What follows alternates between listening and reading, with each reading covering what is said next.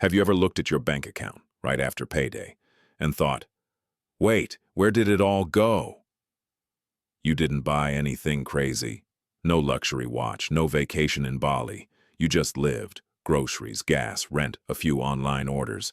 Maybe a subscription you forgot about. And yet somehow every single month it feels like you're sprinting on a treadmill, working hard, staying responsible, doing what you're supposed to do, and still not getting ahead. Look, if you're earning decent money, but still feel stuck in the same financial place year after year, this video is for you.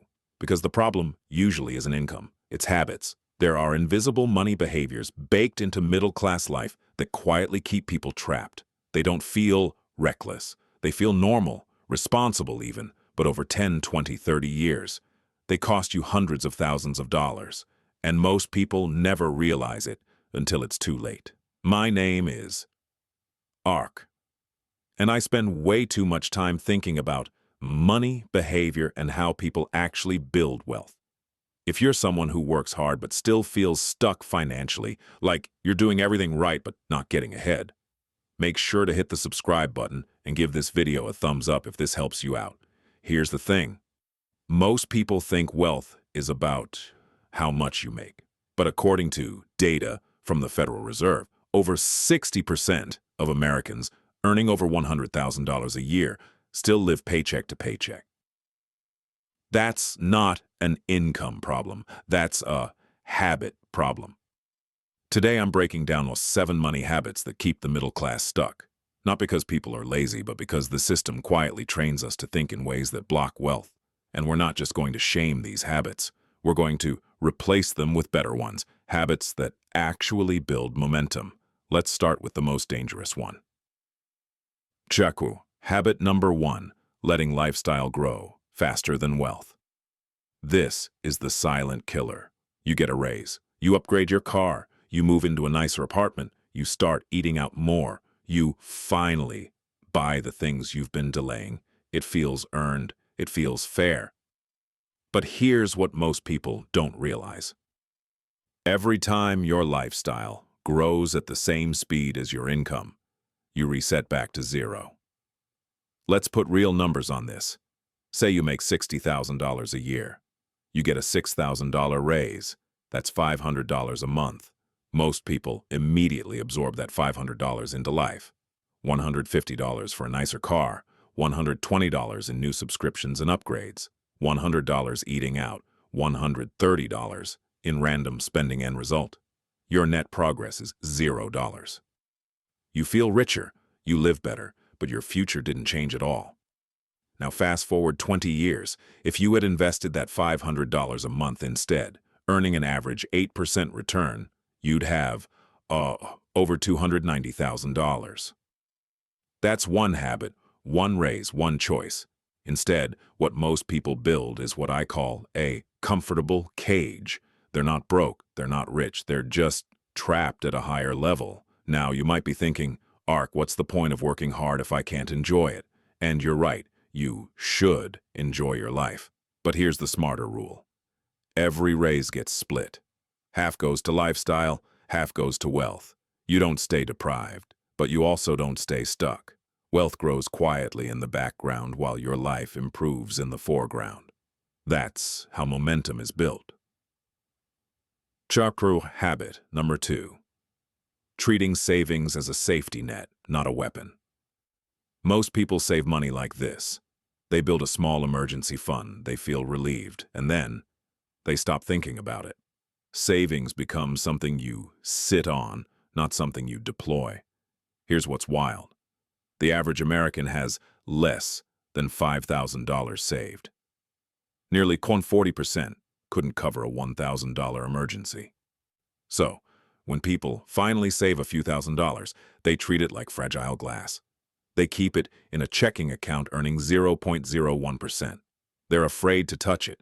They're afraid to invest. But money isn't supposed to just sit. Money is a tool. Think of it like this. A hammer sitting in a drawer doesn't build a house. It only works when you use it.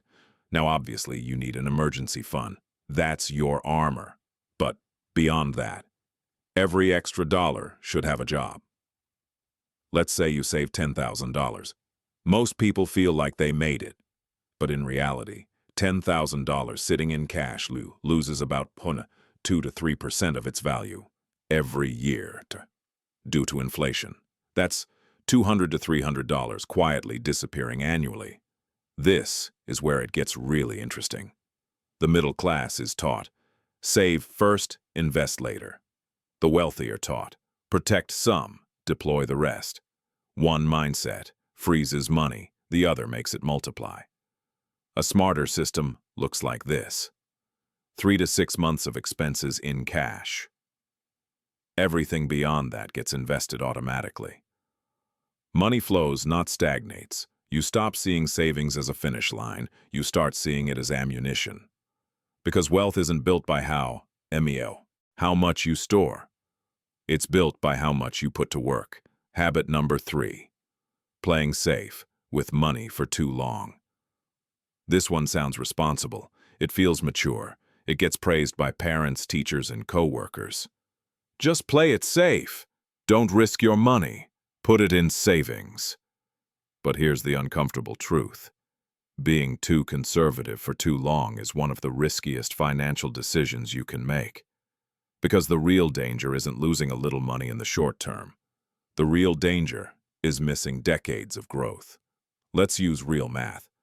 If you invest $5,000 at age 25 and let it grow at 8% per year, by age 65, it becomes about $108,000. If you wait just 10 years and invest that same $5,000 at 35%, you end up with $50,000. Same money, same market, different timing. That delay cost you over $58,000. Most middle-class people don't lose money in the market. They lose it by never entering it. They keep waiting for the right time. They want more knowledge. They want more confidence. They want more certainty. But certainty doesn't exist in investing. And here's what most people don't realize. By staying in cash, you're already making a bet. You're betting that inflation won't outrun your savings. You're betting that time won't work against you. You're betting that you'll start later. That's not safety. That's silent erosion. Now you might be thinking, Ark, I've seen people lose money in the stock market. I don't want that. And that fear makes sense. But zoom out. According to data from Vanguard, a diversified investor who stayed in the market for 20 years has never lost money in modern history. The volatility that scares people short-term is the very thing that builds wealth long-term. Playing safe feels calm, but calm doesn't compound. Growth does. The fix is simple, but not emotionally easy. Start small. Automate it. Let time do the heavy lifting. You don't need to be aggressive. You just need to be consistent. Habit number 4. Confusing. Looking rich with being wealthy. This habit is deeply cultural. We're surrounded by signals that say, if you drive this car, wear these clothes, live in this zip code, you've made it. So people spend to prove progress. But here's the brutal irony. The things that look like wealth are often the things that prevent it. That new $45,000 car. It depreciates. It raises your insurance. It locks you into higher monthly expenses. Meanwhile, the truly wealthy often drive boring cars and live below their means. According to a famous study called The Millionaire Next Door, most millionaires live in modest homes, drive used vehicles, and avoid status spending. Why? Because every dollar you spend trying to signal success is a dollar that can't create it. Middle-class culture teaches, reward yourself now. We deserve this. You only live once. Wealth culture quietly practices, delay, then multiply. Buy freedom, not appearances. Let assets impress people later. Here's a simple test. If your income stopped for 6 months, would your lifestyle survive? If the answer is no, then what you have isn't wealth. It's just consumption at scale. The shift is internal. You stop asking, can I afford this? And start asking, does this buy me freedom or steal it? Because freedom compounds. Status expires. Habit number 5, depending on motivation.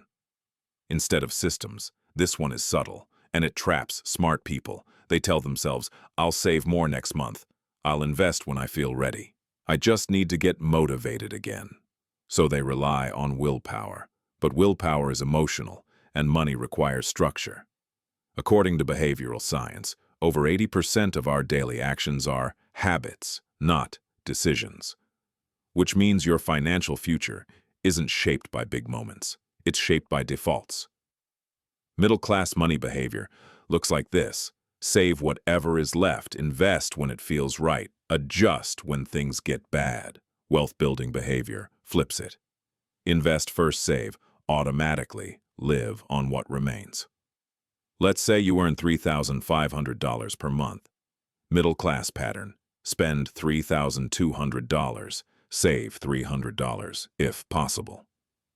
Wealth pattern. Invest $300 automatically. Live on $3,200. Same numbers. Completely different outcomes. One relies on discipline. The other removes the need for it. This is where it gets really interesting. People who automate their finances don't feel motivated. They just wake up richer over time. They don't fight themselves. They design around themselves because systems beat motivation every time. Habit number 6, thinking, I'll start when I make more. This one sounds logical. I just need a better job. Once I earn more, I'll get serious. Right now, I'm just surviving. So, people delay building systems. They delay learning. They delay investing. But here's the trap. Your income doesn't change your behavior. Your behavior changes your income. Most people believe wealth starts after they earn more. In reality, earning more happens after they build wealth habits. Look at the data. According to the U.S. Bureau of Labor Statistics, the average American will experience 8 to 12 job changes in their lifetime. Most people will earn more over time, yet the majority still retire with less than $200,000 saved. Why? Because the pattern stays the same. New income, new lifestyle, same financial position. The middle class treats growth as something that happens to them. The wealthy treat growth as something they prepare for. Here's what most people don't realize. If you can't build wealth on $2,500 a month, you won't magically build it on $6,000. You'll just be broke at a higher level. The moment to build systems is not later, it's when things are tight. That's when habits form. That's when identity shifts. That's when the future changes. Because when more money finally arrives, it flows into a structure that already exists, and instead of disappearing, it compounds. Habit number 7. Avoiding financial identity. This is the deepest one. Most people don't see themselves as financial people. They say, I'm just bad with money. I'm not an investor. That's for rich people. So they stay passive. They let banks decide. They let employers decide. They let life decide. But wealth isn't built by information alone. It's built by identity. When someone says, I'm the type of person who builds wealth, their behavior changes automatically. They notice spending. They ask better questions. They think long-term. Middle-class thinking says, money is stressful. Money is confusing. Money controls me. Wealth thinking says, money is a tool. I can learn this. I am responsible for my future. That shift is everything. Because once you see yourself as a builder, every choice becomes a brick. Every dollar has direction. Every decision has weight, and suddenly you're not drifting. You're designing. The framework. Replacing all 7 habits. Let's compress everything into something usable. Here's the ARC Wealth Framework. Split. Every raise 50% lifestyle, 50% investing. Protect, then deploy. Emergency fund first. Everything else works for you. Enter the market early small, automatic, long-term, buy freedom, not status. Ask, does this expand my future? Automate everything systems over willpower. Build. Before you earn more, structure comes first. Adopt the builder identity. You are someone who grows wealth. This isn't about being perfect. It's about direction. Middle-class life isn't a failure. It's a starting point, but staying there forever is optional. Final motivation. Look, nobody teaches this stuff clearly. Most people are doing the best they can with what they were shown. But awareness changes everything. The moment you see these habits, you can't unsee them. Every paycheck becomes a decision. Every purchase becomes a vote. Every year becomes a trajectory. You don't need a miracle. You don't need a massive income. You don't need perfect timing. You need direction. Because wealth isn't built in breakthroughs. It's built in patterns. And patterns can be changed. You're not late. You're early. The moment you decide to take control. If this video helped shift your thinking, subscribe to ARK Invests. This channel exists to give you clarity, structure, and momentum. We don't chase hype here. We build futures. And your future starts now.